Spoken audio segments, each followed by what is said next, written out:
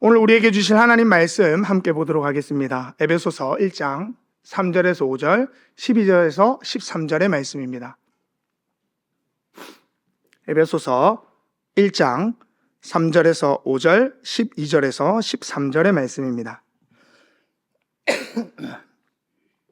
네, 우리 하나님의 말씀을 함께 읽도록 하겠습니다. 우리 3절에서 5절, 이어서 12절에서 13절을 우리 함께 읽겠습니다. 시작.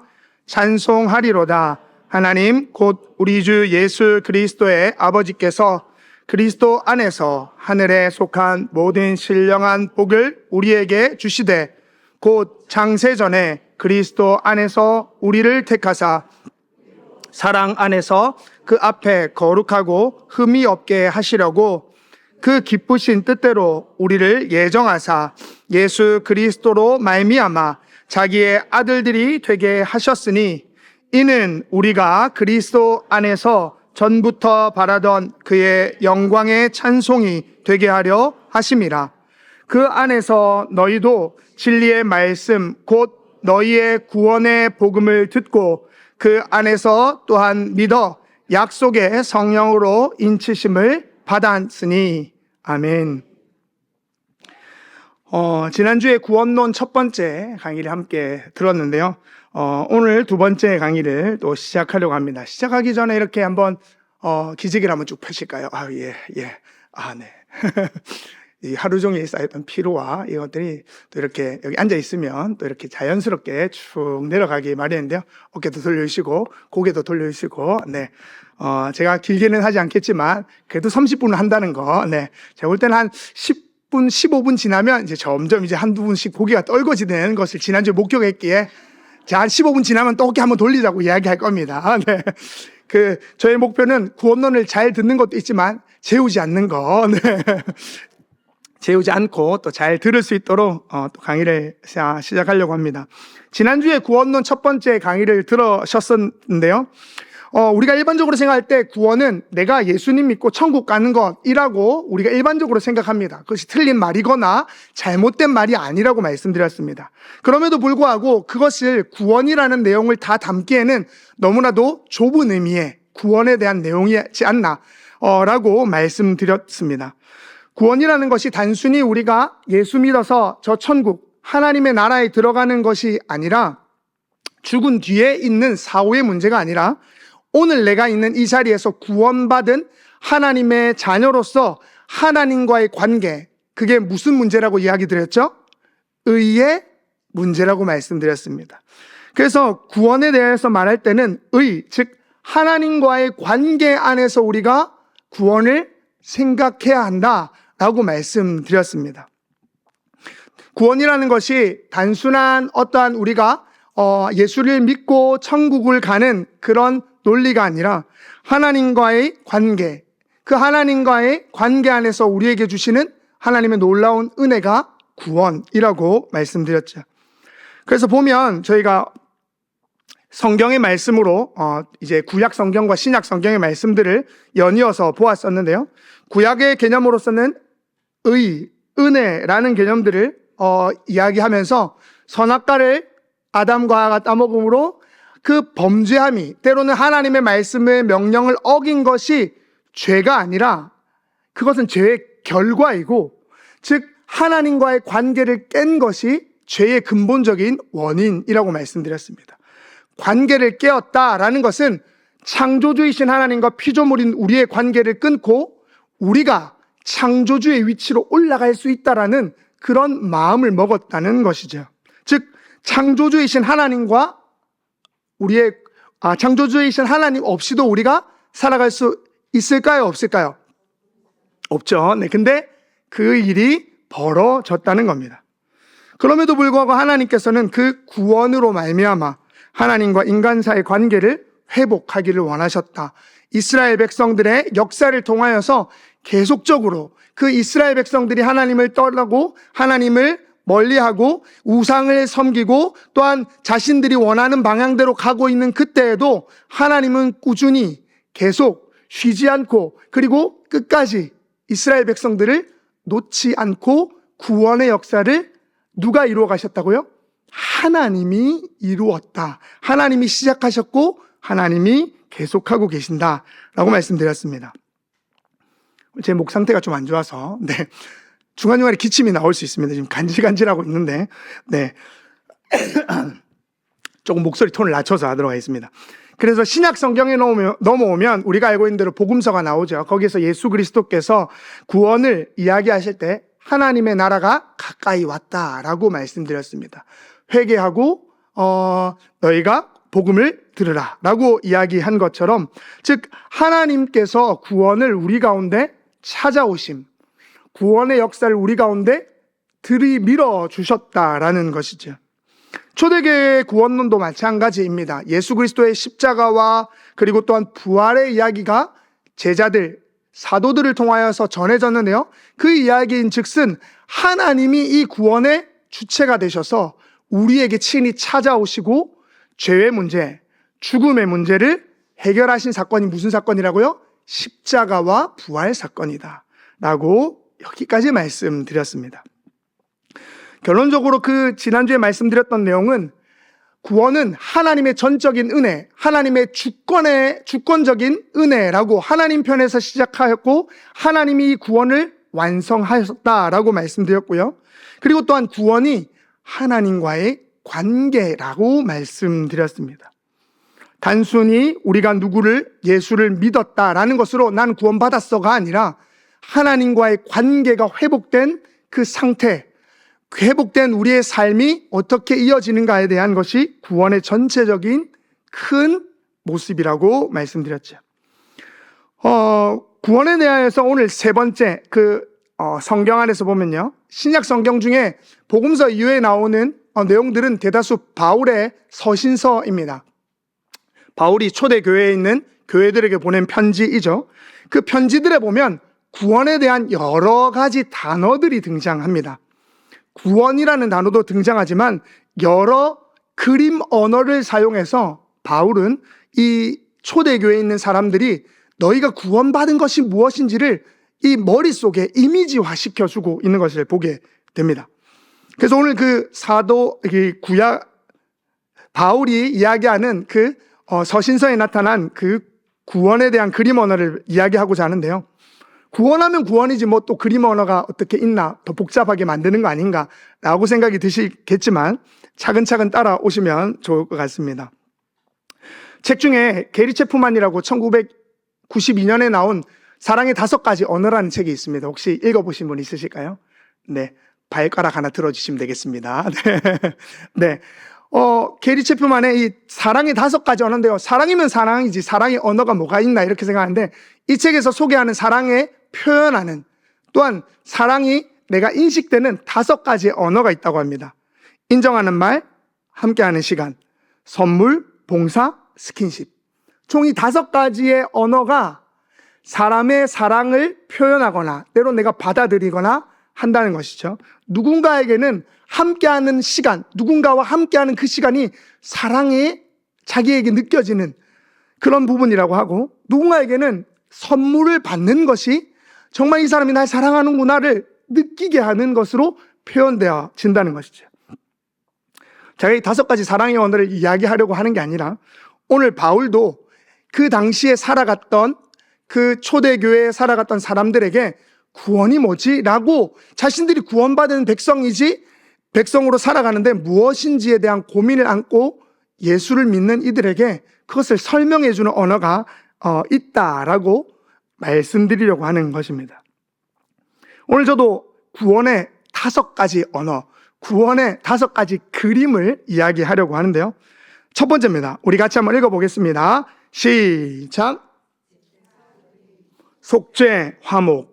우리 말씀도 같이 한번 읽겠습니다. 고린도후서 5장 18절인데요 함께 읽겠습니다. 시작.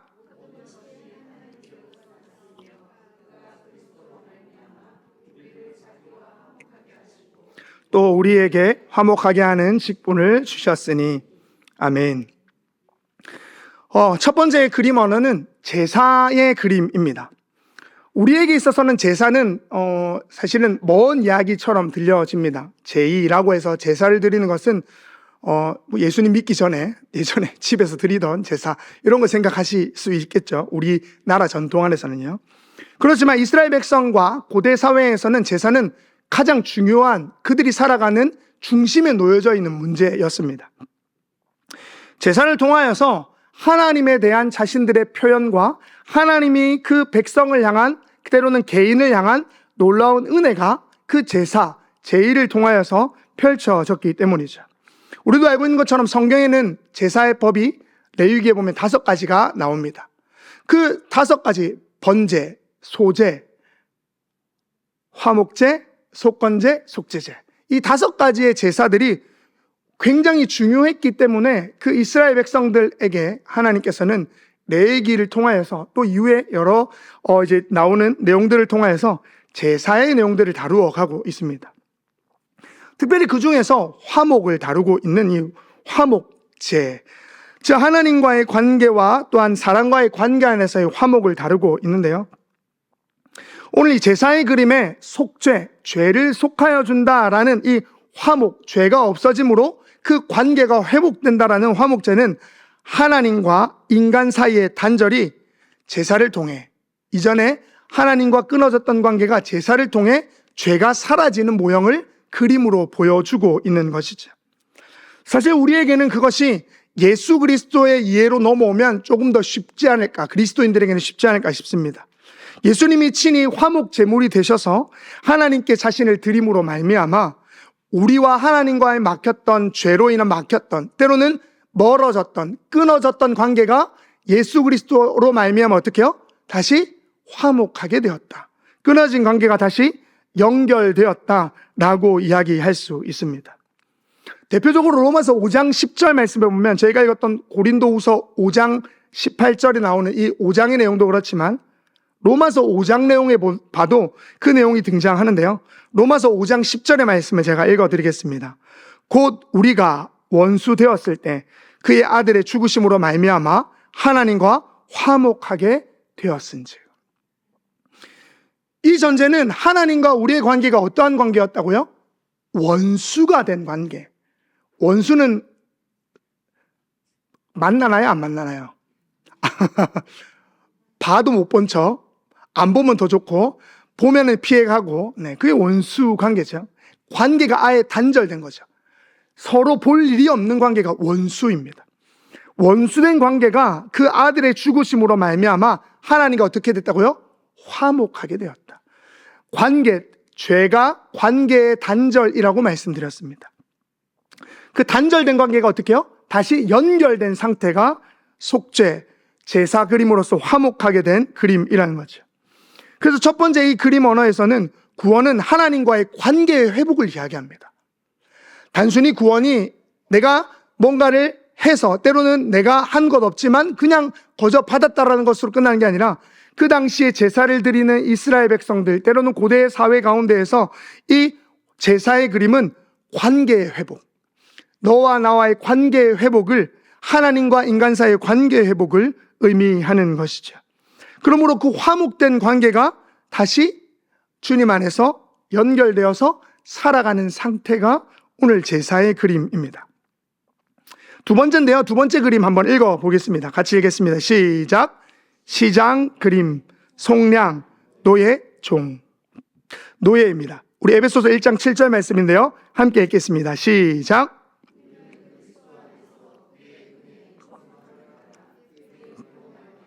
속량 곧 죄사함을 받았느니라. 아멘. 그리스도로 말미암아, 그의 피로 말미암아 속량 곧 죄사함을 받았다라고, 예수 그리스도의 피값으로 우리의 죄가, 때로는 우리의 존재가 그 피값으로 샀다라는 의미를 가지고 있습니다. 요즘은 우리가 종이나 노예가 없습니다. 혹시 집에 종 없으시죠? 네.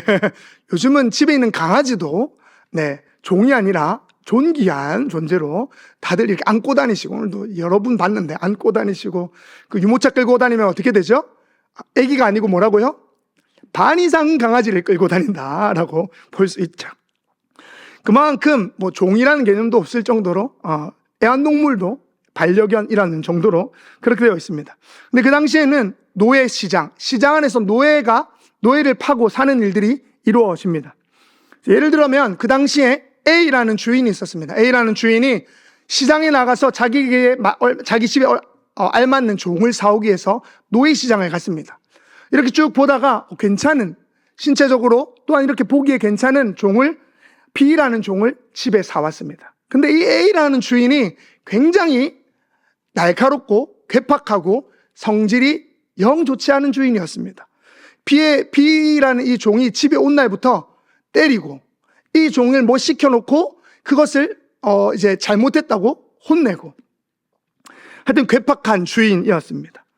근데 이 A라는 주인 집에 C라는 다른 집에 어떠한 주인이 놀러 왔는데, 자기가 볼 때는 이 B라는 종이 너무나도 성실하고 착한데 A라는 주인이 괴팍해서 이 종이 제대로 자신의 역할을 못하는구나, 또 종으로서 뿐만 아니라 뭔가 사람 됨됨이도 괜찮아 보이는데 쭉 지켜보았는데 그렇다는 걸 알게 되었죠.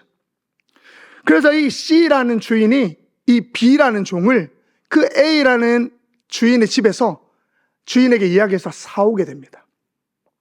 그 A라는 집에서 어떻게 해요? 건져내 주었죠.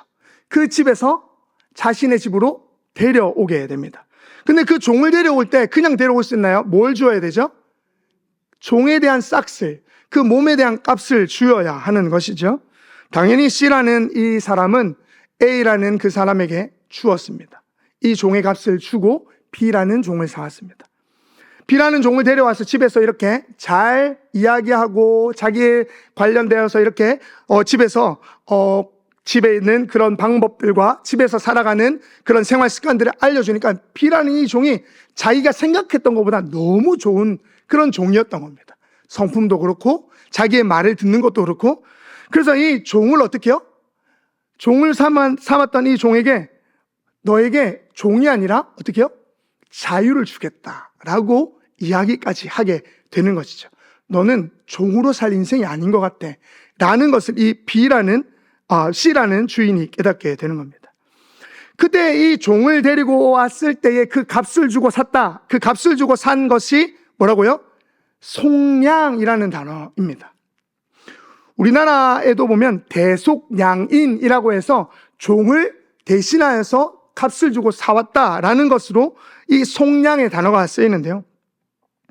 원래 이 신약 성경에서 이 에베소서에서 속량이라는 단어는 그저 그 사람을 돈을 주고 샀다라는 의미라기보다는 그 사람을 데리고 왔다라는 의미로 이제 이해되고 있는데, 특별히 오늘 여기에서 속량이라는 우리나라 말로 번역할 때 속량이라고 한 이유가 종이었던 사람을 내가 돈을 주고 기꺼이 사왔다라는 의미에서 속량으로 번역된 단어입니다.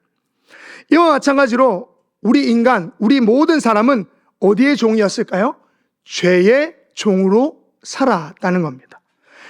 A라는 주인, 죄라는 것에 종노릇하면서 살아왔던 우리의 인생이 그리스도로 말미암아 하나님께서 우리를 어떻게 해요? 사신 바 되었다. 그것이 그리스도의 핏값으로 우리를 사시게 되었다라는 것으로 이야기하는 것이죠. 그러므로 우리에게 있어서 우리의 값어치는 어떠한 값을 치르고 산 것이죠? 예수 그리스도의 핏값으로 샀다라는 것이 우리의 값입니다.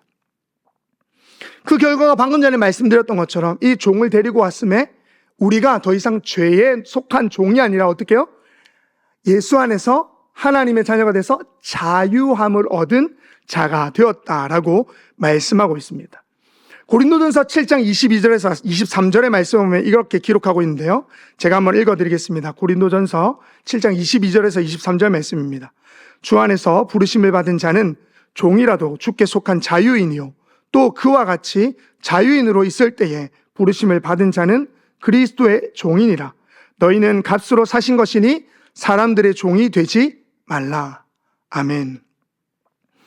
고린도전서의 7장에 보면 종에 대해서, 또한 자유인으로서 너희가 부름받았을 때조차도 그리스도의 종이니 너희는 값으로 사신 것이니 누구의 종이 되지 말라고요? 사람의 종이 되지 말라라고 이야기합니다. 그 사람의 종이라고 여기에선 특별히 다루고 있지만 사실 종이라는 것은 무언가에 묶여 사는 인생을 이야기합니다. 종이라는 것은 어딘가에 자기가 묶여서 헤어나오지 못하는 상태가 그것의 종이 되었다라고 이야기하는 것이죠. 사실 고대 사회에서 종이라는 이 존재는 사람이 아니었습니다. 사람 취급을 받지 못했던 것이죠. 하나님께서 창세기에 보면 아브라함을 부르셨습니다. 아브라함을 부르실 때 그에게 복을 줍니다. 복을 주는데 너로 인하여서 뭐가 있겠다고 하죠? 두 가지 복을 주셨죠. 첫 번째는 자녀의 복. 너로 인해서 큰 민족을 이루게 하겠다.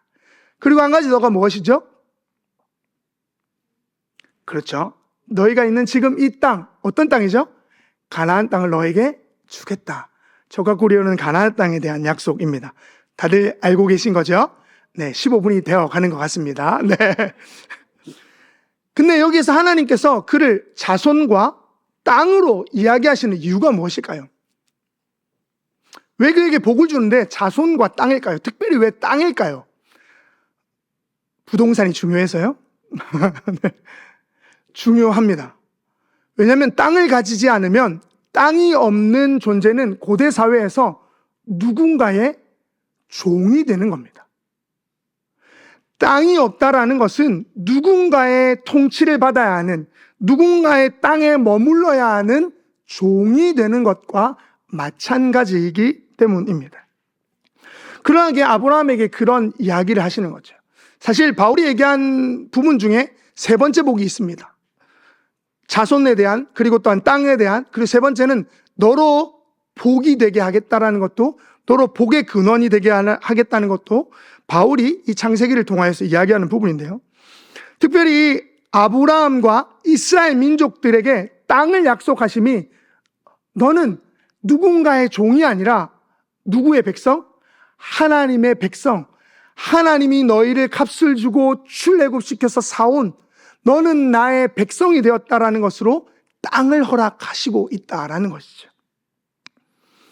그것이 곧 오늘 우리 신약 세대를 살아가는 우리에게는 예수 그리스도로 말미암아 너희는 세상과 그리고 또한 너희가 속한 어떠한 것에 종으로 묶여있는 존재가 아니라 예수로 말미암아 너희를 샀으니 너희는 세상의 종이 아니다. 너희는 돈의 종이 아니다.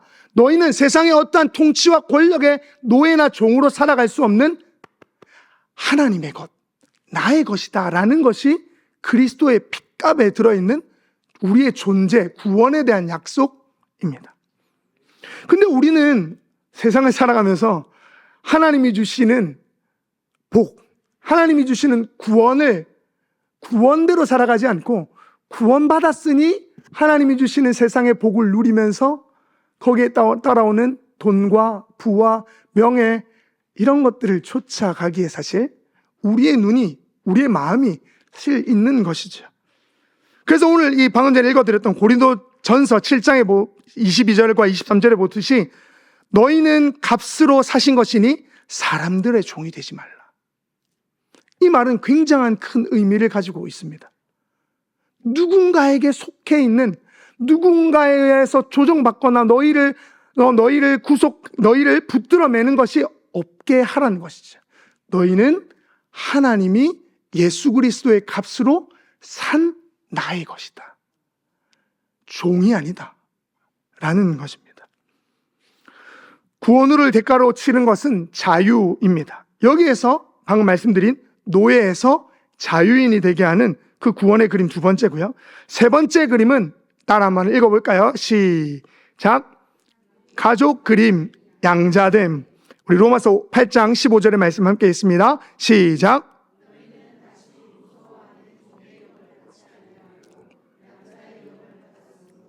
우리가 아빠 아버지라고 부르시느니라. 아멘. 방금 앞에 얘기했던 그 노예 이야기를 조금 이어서 더 가보자면 그 C라는 주인이 이 B라는 종을 사와서 그 B라는 종이 너무 잘하니까 자유를 주었다 했습니다. 너 자유인이라. 너 이제 노예가 아니다. 더 이상 종이 아니다. 근데 그저 내보낸 게 아니라 이 주인이 너무 좋으니까 이 C종이 아니요, 그냥 당신의 집에서 난 살고 싶습니다.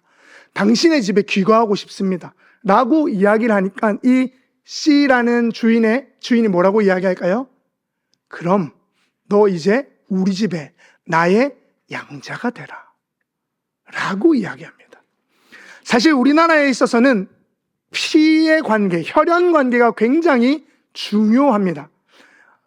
그러니까 요즘도 그렇지만 친자 확인을 하는 이유는 뭐죠? 내 피가 섞였냐 안 섞였냐가 우리나라 사람에게는 굉장히 중요한 문제입니다. 이슈죠. 그렇지만 고대 사회, 로마 사회에서 보면 사실은 피로 맺어진 자녀와의 관계는 사실 큰 의미가 없습니다. 로마 사회 안에서는 법으로 맺어진 자녀와의 관계가 더 중요한 역할을 하고 있는 것이 고대의 로마 사회에 있었습니다. 그래서 양자된다라는 것은 그냥 이 사람을 우리의 어떠한 부잣집의 양자로 삼았다라는 정도가 아니라 모든 상속권이 이 자녀에게 갈 수 있다는 것이죠. 피로 맺어진, 피로 내 자녀가 된 사람뿐만 아니라 이 양자에게도 그럴 권리가 있다. 오히려 내가 자녀를 낳은 그 자녀보다도 더 우선권을 줄 수 있는 문제가 여기에 있습니다. 그러나 이 양자됨이라는 것은 아주 특별한 의미가 있습니다. 우리가 어디의 종이라고 이야기하였죠? 죄의 종에서 이제 하나님의 자녀가 되는, 하나님의 백성, 하나님의 자녀가 되는 것으로 넘어오게 됩니다. 즉 하나님은 우리의 아버지가 되고 우리는 그의 자녀, 아들, 딸이 되는 것이죠. 단순히 죄사함의 문제가 아니라 하나님의 가족으로, 하나님의 나라의 백성과 그 가족으로 우리를 초대해 주셨다라는 겁니다. 하나님을 아빠, 아버지라고 부르는 그 특권이 우리에게 생겼다라는 것이죠. 그래서 성경에 나온 그냥 하나님 아버지, 하나님 아빠, 아버지가 아니라 진짜 나의 삶을 붙들어 하나님의 가족으로 그 품 안에 품어주신 놀라운 은혜 말입니다. 하나님의 자녀로서의 이야기는 다만 오늘 우리에게 뿐만 아니라 출애굽 당시에서도 나오게 되는데요. 출애굽기 4장 22절 말씀에 보면 이스라엘은 내 아들, 내 장자라라고 하나님께서 그 이스라엘 백성들에게 이야기하죠. 그리고 또한 신명기 14장 1절 말씀에도 보면 너희는 너희 하나님 여호와의 자녀니라고 이야기합니다. 이스라엘 백성들에게 있어서 하나님은 그들의 창조주고 그들의 신일 따름이지 자녀라는 것으로 자신들을 규정하기가 쉽지 않았습니다. 그럼에도 불구하고 하나님은 하나님과 이스라엘의 관계를 부모와 자녀의 관계로 이야기하는 것이죠. 말씀 한 군데를 더 읽어드리면 이사야 19장 15절 말씀해 보면 이렇게 말씀하는데요. 이사야 19장 15절에 이렇게 이야기합니다. 여인이 어찌 그 젖 먹는 자식을 잊겠으며 자기 태에서 난 아들을 긍휼히 여기지 않겠느냐. 그들은 혹시 잊을지라도 나는 너를 잊지 아니할 것이라. 아멘. 그 부모가 자녀를 잊을 수 있느냐? 그럴 수 없다. 그러나 혹 그 부모가 잊을지라도, 그 어미가 그 자식을 잊을지라도 나는 너희를 잊지 않겠다. 이사야를 통하여서 이스라엘 백성들에게 하시는 하나님의 말씀입니다. 너희를 잊지 않는다. 자녀와 부모와의 관계보다 더 끈끈이 너희를 내가 품고 있다라는 것이죠. 즉 구원이라는 이 그림 언어에는 방금 말씀드린 하나님과의 그 양자됨, 가족의 관계의 그림이 있습니다. 구원은 하나님의 자녀가 되는 관계적인 변화, 그 관계의 변화를 이야기하는 것이죠. 네 번째인데요. 네 번째 함께 읽도록 하겠습니다. 시작. 법정 그림 칭의. 로마서 5장 1절 말씀이 함께 있습니다. 그러므로 우리가 믿음으로 의롭다 하심을 받았으니 우리 주 예수 그리스도로 말미암아 이루자. 아멘. 화평을 누리자. 네 번째 그림은 법정 의미입니다. 우리가 보통 이야기하는 의롭다라고 칭해주는 겁니다. 이 사람이 진짜 의로워서가 아니라 재판관은 하나님이시고 인간은 죄인으로 법정에 서는 장면입니다. 그에 따라서 죄인에 대한 판결이 내려지는데 그 판결이 이 사람의 어떠한 유무와 관계없이, 이 사람의 출생 신분과 관계없이 하나님이 보실 때에, 재판관이 볼 때에 이 죄인은 의롭다 라고 선언해 준 것이 법정의 그림입니다. 법정에서 판사가 판결을 내리면 그것이 곧 어떻게 해요? 시행되는 것이죠. 죄인인 우리가 하나님의 그 재판관이신 하나님 앞에서 죄인으로서가 아니라 의로운 자인 의인으로서 판명되는 그림이 이 그림입니다. 왜 바울은 이 칭의라는 법정 그림을 가져서 이야기할까요? 로마 사회에서 이 법이 시시비비를 가리는 이 법이 늘 언제나 존재했기 때문입니다. 인간은 죄로 인해 정죄받아야 하는 존재, 그 존재로서 자신의 그 역할, 자신의 존재를 늘 언제나 그렇게 죄인으로서 낙인 찍지만, 그러나 예수 그리스도의 의가 예수 그리스도로 말미암아 그 의가 전가되어서 우리가 의로워서가 아니라, 이 죄인된 이 사람이 의로워서가 아니라 예수 그리스도로 말미암아 의롭다 하시다고 하나님이 우리를 그렇게 선언하시고 봤다라고 이야기합니다. 그러므로 구원이라는 것은 도덕적으로 우리가 바르냐 그르냐, 이 사람이 선하냐 악하냐의 문제를 다루고 있지 않습니다. 이 사람이 옳고느냐 그릇되냐를 바라보고 있지 않습니다. 그것은 도덕의 문제가 아니라 하나님께서 주권으로서 우리를 향하신 신분의 변화, 죄인을 의인으로 만들어 가시는 하나님의 놀라운 은혜, 그 법의 심판 앞에서 판결하시는 하나님의 은혜라는 것이죠. 마지막 다섯 번째 한번 읽도록 하겠습니다. 함께 읽습니다. 시작. 생명, 그림, 세상, 새 창조. 고린도후서 5장 17절 말씀입니다. 함께 읽습니다.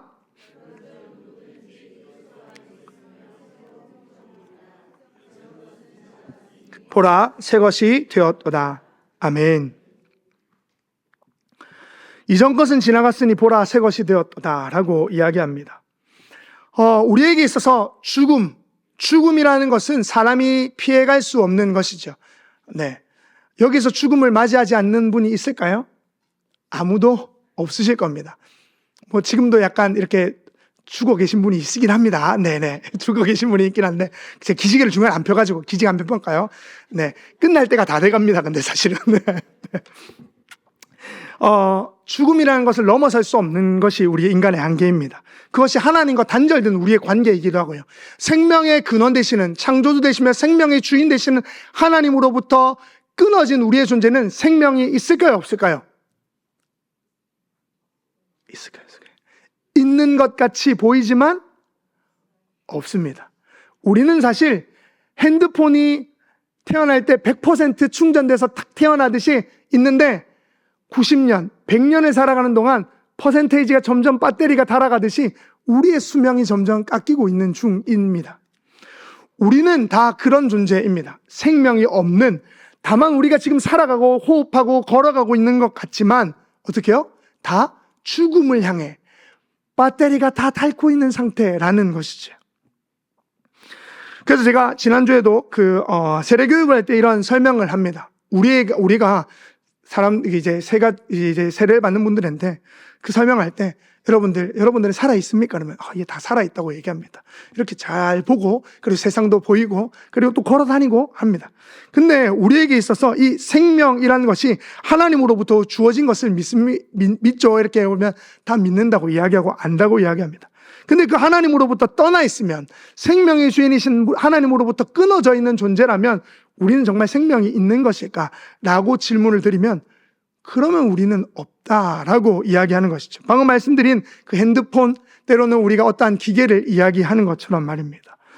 생명에 있어서 하나님을 떠난 존재는 생명이 있는 것 같지만 그 생명이 다하면 죽음을 맞이하는 것이죠.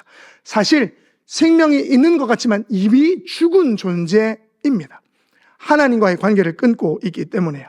근데 오늘 말씀은 이렇게 이야기합니다. 그리스도 안에 있으면 새로운 피조물이라. 이전 것은 지나갔으니 보라, 무엇이 되었다고요?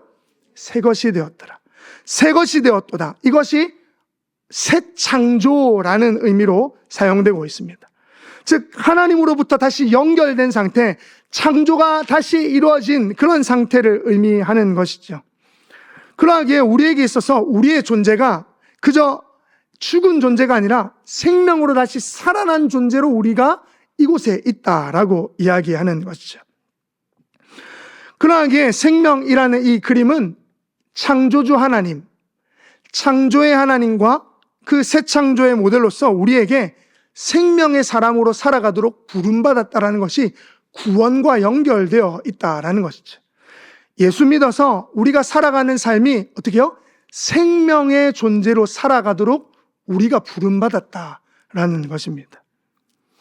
그냥 살아가는 게 아니라 생명의 존재로 살아가 그 생명을 나누고 퍼뜨리고 그 생명을 전하는 자로 부름받았다라는 것이죠. 이것이 바울이 이야기하는 구원의 그림입니다. 이 5가지 구원의 그림. 첫 번째 무슨 그림요? 제사 그림. 두 번째 무슨 그림요? 시장 그림. 세 번째 가족 그림. 네 번째 법정 그림. 다섯 번째 생명 그림. 이 그림의 언어로서 바울은 구원에 대한 이야기를 하고 있습니다. 우리가 하나님과의 속죄된 화목된 관계로서 속량받아 종에서 자유인으로, 아니 종에서 하나님의 자녀가 되는 관계로, 더 나아가서 우리가 법정에서 죄인인 존재였던 우리가 의인으로 부름받았다라는 것과 죽음의 존재가 아니라 생명의 존재로 우리를 부르셨다라는 것으로 구원이 단편적인 그저 내가 예수 믿어서 천국 간다라는 것이 아니라 오늘 내가 살아가는 그 삶에서 우리는 자유한 존재, 우리에게는 뭐가 있는 존재요? 생명이 있는 존재로 살아간다는 겁니다. 그러하게 우리는 더 이상 표정이 죽을 상을 하고 살아가는 존재가 아니라는 겁니다. 네, 간단하게 얘기하면 구원받은 존재로서 우리의 모습과 우리의 삶과 우리의 말과 행동과 우리의 표정과 우리의 모든 것에는 생명이 붙도다 다 살아가는 거죠. 우리의 말과 행동에는 우리를 통하여서 하나님께서 이야기하시는 그 놀라운 구원의 비밀이 드러나는 겁니다. 구원이 다만 저 천국을 향한 여정으로 나중에 있을 일이 아니라 오늘 나에게 당도한 구원의 놀라운 은혜와 풍성함으로 살아가도록 이 그림의 언어를 5가지 이야기하였고, 오늘 삼위일체 하나님을 해야 되는데 다음 주에 하도록 하겠습니다. 네. 이 5가지 그림 언어를 잘 생각하면서 성경을 읽어보시면 조금 더 풍성하지 않을까 싶습니다.